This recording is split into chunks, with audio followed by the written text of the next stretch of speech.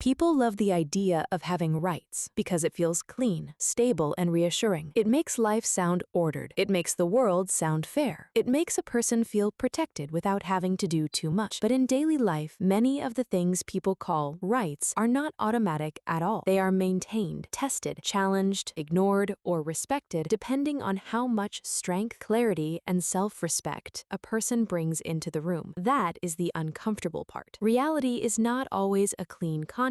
Reality is often a negotiation. It is a living field of pressure, boundaries, and consequences. And the earlier a person learns that, the less shocked they are when life fails to behave like a promise. What most people call a right is often closer to an expectation. They expect to be heard. They expect to be treated fairly. They expect space, dignity, privacy, rest, honesty, love, and safety. Those are not childish expectations. They are deeply human ones. But expectations and reality are not the same thing. A person can expect respect and still be surrounded by people who do not respect them. A person can expect honesty and still be manipulated. A person can expect peace and still live in a house, a workplace, or a relationship where tension is the real currency. That is why disappointment is such a common human experience, not because people are weak, but because they keep confusing what should be true with what is actually being enforced. The world does not always reward fairness. It rewards clarity, leverage, discipline, and repetition. And if that sounds harsh, it is only because many people were raised inside a fantasy that said good intentions were enough. They are not. Good intentions matter, but they do not protect you by themselves. A boundary does not exist because you feel it. A boundary exists when it is recognized, defended, and repeated. A voice does not become effective because it is morally right. It becomes effective because it is calm enough to be heard and firm enough to matter. That is the first illusion people have to lose. The illusion that a claim automatically becomes real just because it feels justified inside the mind. The mind is not the court. The mind is the narrator. This is why so many people feel invisible, violated, used, or drained without knowing exactly why. They assume the problem is that others are bad, which is sometimes true but incomplete. The deeper problem is often that they do not inhabit their own space strongly enough. They do not defend their time. They do not guard their energy. They do not say no early enough. They do not leave when the atmosphere becomes corrosive. They do not notice the first small disrespect. So by the time they finally react, the pattern has already settled in. In that sense, many rights are not stolen in a single moment. They are dissolved gradually through hesitation, over-explanation, and self-abandonment. A person who never takes their own discomfort seriously will eventually teach everyone else not to take it seriously either. This is not about blaming victims. It is about understanding how the psychology of permission works. People around you learn from what you tolerate. They learn from what you repeat. They learn from what you protect. If you constantly shrink yourself, the world does not automatically grow gentler. It often grows more careless. That is the brutal logic of social life. What you do not defend tends to disappear. What you defend weakly tends to be tested. What you defend clearly tends to be respected, not always immediately, but more reliably. And this applies everywhere, in friendships, in work, in family, in love, even in your own mind. If you allow every intrusive thought to move in and sit down, you will eventually feel mentally occupied by things you never invited. If you allow every emotional demand to control your behavior, you become a servant to whatever is loudest inside you. So the illusion is not only that rights are automatic, the illusion is that inner and outer boundaries maintain themselves. They do not. The same thing happens with identity. People say things like, I have a right to be myself. And that sounds beautiful, but selfhood is not protected by the statement alone. It is protected by coherence. You become yourself by making choices that reduce self-betrayal. You become yourself by refusing roles that drain your soul. You become yourself by noticing where your life is shaped by fear rather than truth. Most people think their suffering comes from not being allowed to be themselves. Sometimes that is true, but often they are also suffering because they have not defined what themselves actually means. They are pulled by pressure, comparison, approval, guilt, ambition, loneliness, and habit. So they end up living as a version of themselves that is built from reactions instead of convictions. Then they feel entitled to peace while continuing to feed their own chaos. They want freedom without structure. They want confidence without repetition. They want respect without discipline. They want clarity without sacrifice. sacrifice. But the mind does not work like that. If you do not choose your inner posture, the world will choose it for you. If you do not decide what matters, your environment will decide for you. If you do not build a stable internal center, every external event will keep rearranging you. That is why the idea of rights becomes psychologically fragile when it is not supported by identity. Because a right without a self to hold it is just a wish. A wish can be sincere and still be powerless. A self can be quiet and still be unshakable. That is the difference many people never learn. They spend years asking for permission from a world that was never designed to give it freely, instead of becoming the kind of person whose boundaries are difficult to ignore. So if rights are an illusion, the deeper truth is not that nothing matters, it is that meaning has to be carried, not merely declared. You do not get peace by assuming the world will hand it to you. You get peace by reducing the places where you abandon yourself. You do not get dignity by hoping others will notice it. You get dignity by acting in a way that makes self-disrespect harder to repeat. You do not get a stable life by believing you are owed one. You build one by choosing environments, habits, and relationships that do not slowly eat you alive. This is where the illusion ends and maturity begins. Mature people do not confuse fairness with fantasy. They know that the world can be kind and cruel, generous and indifferent, orderly and chaotic, often in the same day.